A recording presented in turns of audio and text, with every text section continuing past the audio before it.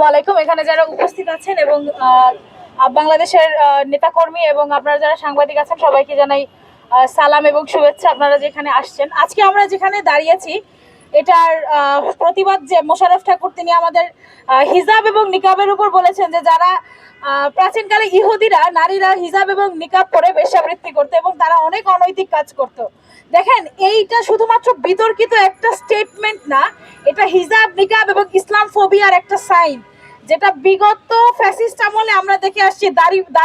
দাড়ি রাখলে আপনি জামাত, আপনি শিবির, আপনি নিকাব পড়লে ছাত্র সংস্থা, এরকম বলে মেয়েদেরকে যে পরিমাণ হেনস্থা করা হয়েছে শুধুমাত্র পোশাকের জন্য।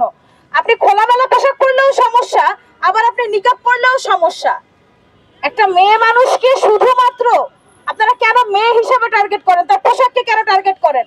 আপনারা কেন তাকে মানুষ হিসেবে মূল্যায়ন করতে পারেন না, বাংলাদেশের নাগরিক হিসেবে মূল্যায়ন করতে পারেন না?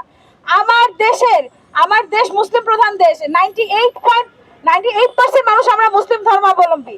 এখানে হিজাব পরা, নিকাব পরা এটা তো মুসলিমদের সংস্কৃতি। এখানে তো কাউকে টার্গেট করার কিছু নাই।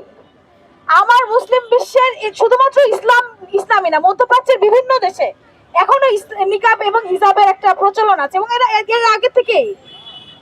কিন্তু সেগুলোকে আমরা বারবার একটা টার্গেট করা বা মেয়েদেরকে ছোট করে দেখা, এটা খুবই লজ্জাজনক বিষয়।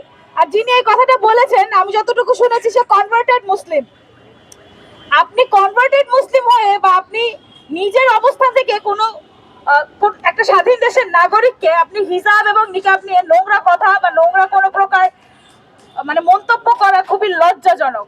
আমরা এর দৃষ্টান্তমূলক বিচার চাই এবং তাকে অবশ্যই ক্ষমা চাইতে হবে এবং সেটা প্রকাশ্যে, এবং তার বিরুদ্ধে আইনানুগ ব্যবস্থা গ্রহণ করতে হবে। ধন্যবাদ সবাইকে।